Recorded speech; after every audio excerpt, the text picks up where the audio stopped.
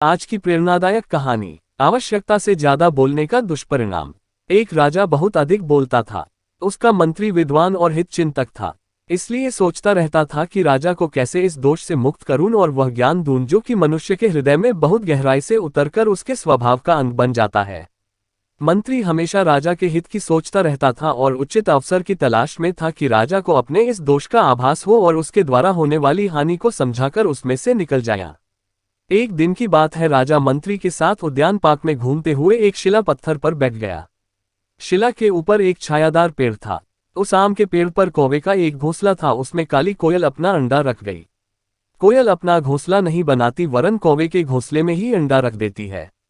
कौवी उस अंडे को अपना समझकर पालती रहती है। आगे चलकर उसमें से कोयल का बच्चा निकला। कौवी उसे अपना पुत्र समझकर चोंच से चुग्गा लाकर उसे पालती थी।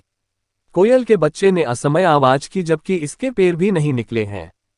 कौवी ने सोचा यह भी विचित्र आवाज करता है, बड़ा होने पर क्या करेगा। कौवी ने चोंच से मार मारकर उसकी हत्या कर दी और घोंसले से नीचे गिरा दिया।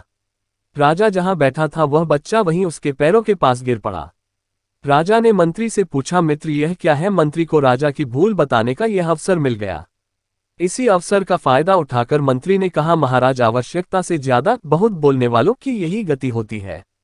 पूछने पर मंत्री ने पूरी बात राजा को समझाकर बताई कि कैसे ये बच्चा असमय आवाज करने से नीचे गिरा और मृत्यु को प्राप्त हुआ। यदि यह चुप रहता तो यथा समय घोंसले से उड़ जाता। इतना कहकर मंत्री ने राजा को मौका देखकर उसकी ज्यादा बोलने की बीमारी को दूर करने के लिए यह प्रत्यक्ष उदाहरण बताकर नीति बताए। चाहे मनुष्य हो चाहे पशु पक्षी असमय अधिक बोलने से इसी तरह दुख भोगते हैं। उसने वाणी के अन्य दोष और उसके दुष्परिणाम राजा को बताए। अर्थात आवश्यकता से ज्यादा वाणी विष के समान होती है। यह मनुष्य का ऐसा नाश करती है जैसे तेज धार वाले शस्त्र भी नहीं कर सकता। इसीलिए बुद्धिमान व्यक्ति को चाहिए कि वाणी की समय असमय रक्षा करे। अपने समकक्ष व्यक्तियों से कभी अधिक बातचीत न करे। जो बुद्धिमान समय पर विचारपूर्वक थोड़ा बोलता है वह सबको अपने वश में कर लेता है।